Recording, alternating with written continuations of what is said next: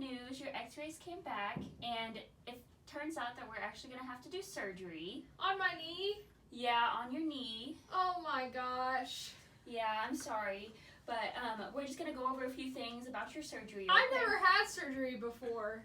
I don't even know what happens in surgery. Well, the doctor's going to put you under with some Put me medication. under? Like, am I going to be awake during the surgery? No, you won't be awake during the surgery. We're actually going to give you this medication called Propofol. And the therapeutic class of Propofol it's a hypnotic, and the pharmacologic class it's a phenol derivative, and the generic name for Propofol is Diprovan. Okay. That sounds like a lot of science. Okay, you don't have to remember any of this. They'll tell you this probably again whenever you go down. Okay. Okay. And the therapeutic effect of Propofol is that it basically decreases your cerebral oxygen consumption, so your brain is not consuming as much oxygen whenever you have this. I'm not going to have any oxygen. Am I going to be able to breathe? Yes, you'll still be able to breathe. Your body just won't require as much oxygen, and the anesthesiologist will have a bag in there to help make sure you're breathing okay. Okay, so basically I'm going to take a nap, is what you're saying. Yeah, it's kind of like a nap, and then they'll wake you up whenever everything's done, and you won't feel anything whenever you're having the surgery. Okay, well, that makes sense. Thank you so much. And then another therapeutic effect of Propofol is that it reduces the pressure in your brain as well, which is a good thing. Okay, that's a good thing. So my head's not going to explode or anything, right? No, it'll be fine. Okay. Thank you. And then in other patients, it can also help to reduce the risk of seizures. Oh, that's nice. So, but that's not what it's used for in this circumstance. This circumstance, we're going to use it to induce you under general anesthesia to where you're not going to be awake for your procedure. Oh, that makes sense. I have another nurse here that's going to help explain Propofol just a little bit more, okay? Okay, thank you. Nurse, I need a nurse in here, please. Hi, are you a nurse? Hi, yeah, my name's Kennedy. What can I do for you? This surgery is really scaring me, and if you could explain some things a little more, that'd be great. Yeah, of course. That's what I came in here to do. So Propofol is going to sedate you before surgery, before you go down for surgery. And so when you are in surgery, they're also going to continue to use it to keep you sedated during surgery so you're not awake, because we don't want that. Yeah, I don't want to be awake. Yeah. That would be really painful. Yes, it would be. I wouldn't want to be awake either. And then also, whenever you're coming out of surgery, they're going to keep you sedated and make sure you're breathing okay and make sure everything's going good after surgery. And then if something goes wrong and you are to need... What do you mean if something goes wrong? We always have to talk about this just in case, because there's always risk for surgery.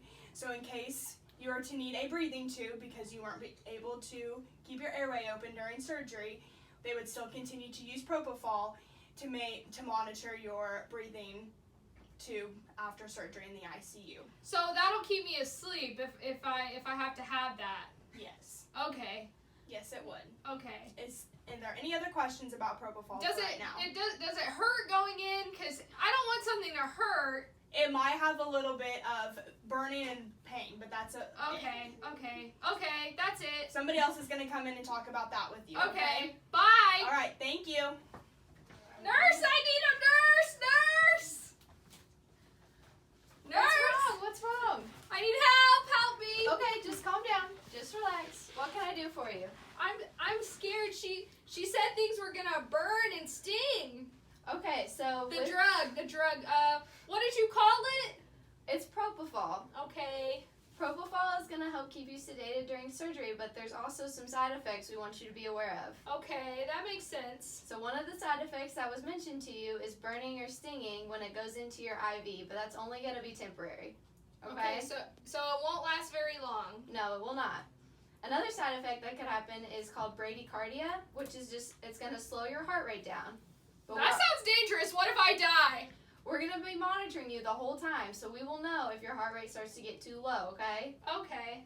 Also, another thing called apnea can happen, which is just a brief pause in your breathing. There's no pausing when you breathe. Why would I pause? It's just a possible side effect, but we will know if it happens. We'll be able to treat it right away. you'll be able to fix it. Yes. Okay, and the last thing I want to tell you about is something called respiratory acidosis. Basically, this is just a chemical imbalance in your lungs, but you don't need to worry about that because we have medicines to correct that and you won't feel any distress. Okay, so that won't hurt at all? No, it won't. Okay. Well, I feel better now. Thank you. You're very welcome. Nurse! Nurse! I need a nurse. Is everything okay? Yes. Someone said that someone was going to come in and talk more about this medicine for me before surgery. Yep, that's me. I was just gonna let you know some last minute things to expect before we take you down. Okay. So one thing is that, if you use this drug for prolonged sedation in the ICU, your urine may turn a little green. I'm sorry, green tint. what? Yeah. My urine will turn green? It will. Like So- how green? Like grass green? Shrek green? What are we talking here? Or just a little bit green? It kind of changes for each person.